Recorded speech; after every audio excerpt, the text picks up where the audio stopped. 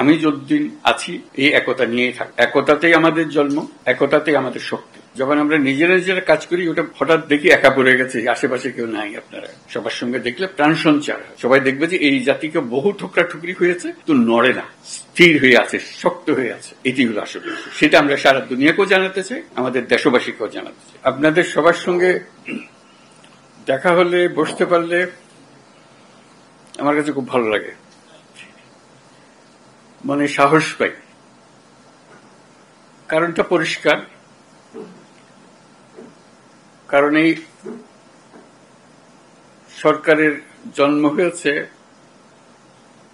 ঐক্যের মাঝখানে, ঐক্যর দ্বারা এটা সৃষ্টি।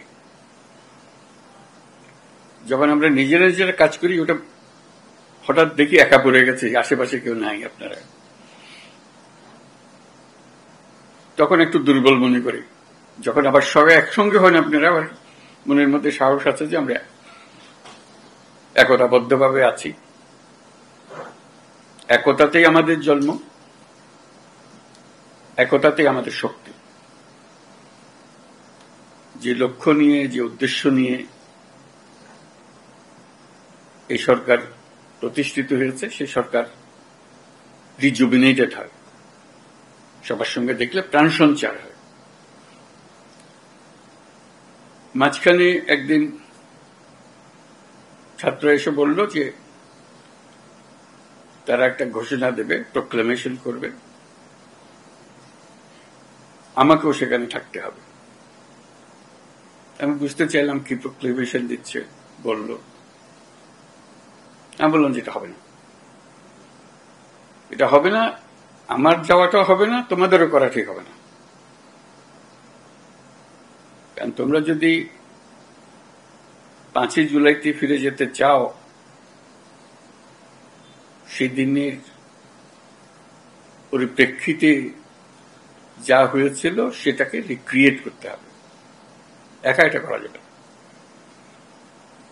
ওই দিনের পুরো অনুভূতিটাই ছিল একতার অনুভূতি। কেউ বলে নাই যে তুমি অমুক, তুমি অমুক। এই যে তোমরা যদি করতে চাও, সবাইকে নিয়ে করতে হবে, এটা পরিষ্কার। এটা না করলে এটা ঠিক হবে না। যে একতা দিয়ে তোমরা 5ই জুলাই সৃষ্টি করেছিলে, সেটার অবমাননা হবে। তারা খুব খুশি হয় না আমার কথায়,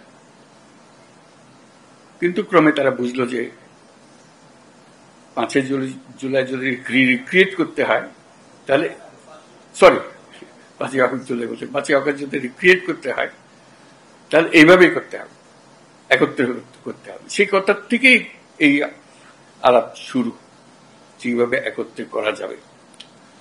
আজকে আলোচনাটা একে কেন্দ্র করেই হবে। যেখানে আমরা ঐক্যবদ্ধভাবে এটা করতে পারবো না, তাহলে এটার উদ্দেশ্য ব্যাহত হলে এটার দরকারও নেই। আসলে দরকারটা হলো ওইটুকু স্মরণ করিয়ে দেবে যে আমি বললাম, আপনাদের দেখলে আমার মনে সাহস আসে, সবার মনে সাহস আসবে। সবাই যদি আমরা একত্রে যাই, সারা দেশ